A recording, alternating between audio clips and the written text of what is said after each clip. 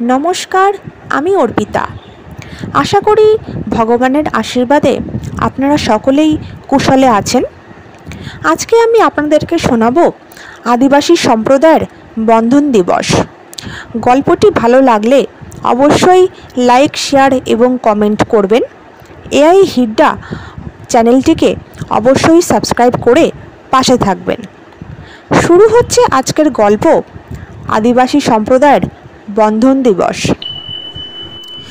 ঝাড়খণ্ডের একটি ছোট্ট পাহাড়ি গ্রাম চাঁদমারা। সেখানে বসবাস করে মুন্ডা আদিবাসী সম্প্রদায়।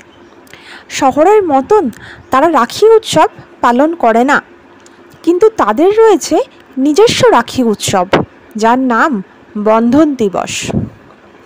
প্রতি বর্ষার শেষে যখন আকাশে রামধনু দেখা যায়, তখন এই গ্রামের মেয়েরা সালফি গাছের পাতা আর তুলোর সুতো দিয়ে তৈরি করে এক বিশেষ ধরনের বন্ধন ডোরা।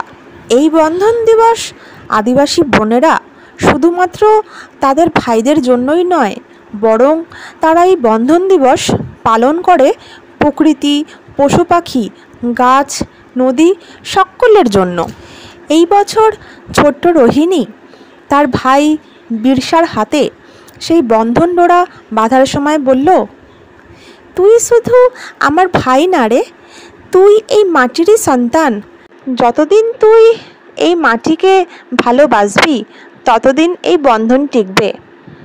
বিরসা কিছুদিন পরে শহরে পড়তে যায়। সেইখানে তার অনেক শহরে বন্ধুবান্ধবও হয়, কিন্তু সেই শহরে জীবনযাত্রায় তার এই বন্ধন ডোরাটি ভীষণই বেমানান।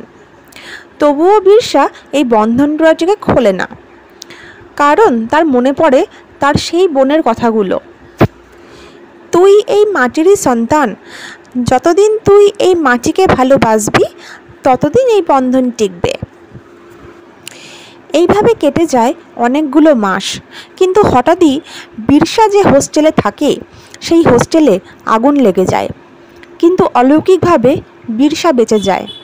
বিরসাকে বাঁচিয়ে দেয় তার বোনের হাতে বেঁধে দেওয়া সেই বন্ধন ডোরাটি, যেটি বিরসার হাত থেকে আগুনের মধ্যে পড়ে যাওয়ার পরও পুড়ে যায়নি, এবং সেটি ছুঁয়ে থাকার জন্য বেঁচে যায় বিরসার প্রাণ। গ্রামে ফিরে এসে বিরসা কাঁদতে কাঁদতে তার বোন রোহিণীকে সব কিছু বলল। রোহিণী হেসে বলল, আরে বিরসা, এই বন্ধন ডোরা শুধুমাত্র আমাদের ভাই বোনের সম্পর্ক নয় রে, এই বন্ধন আমাদের এই আদিবাসী সম্প্রদায়ের সাথে প্রকৃতির সম্পর্ক। এই বন্ধন কি এত সহজে খোলা যায়? আজও সেই চাঁদমারা গ্রামে সালফি গাছের নিচে পালন করা হয় এই বন্ধন উৎসব। গ্রামের মেয়েরা শুধু তাদের ভাইদের হাতেই নয়, ডোরা বেঁধে রাখে গাছের ডালে, এমনকি নদীর পাড়েও, যাতে প্রকৃতির সাথে তাদের সম্পর্ক চিরকাল বজায় থাকে।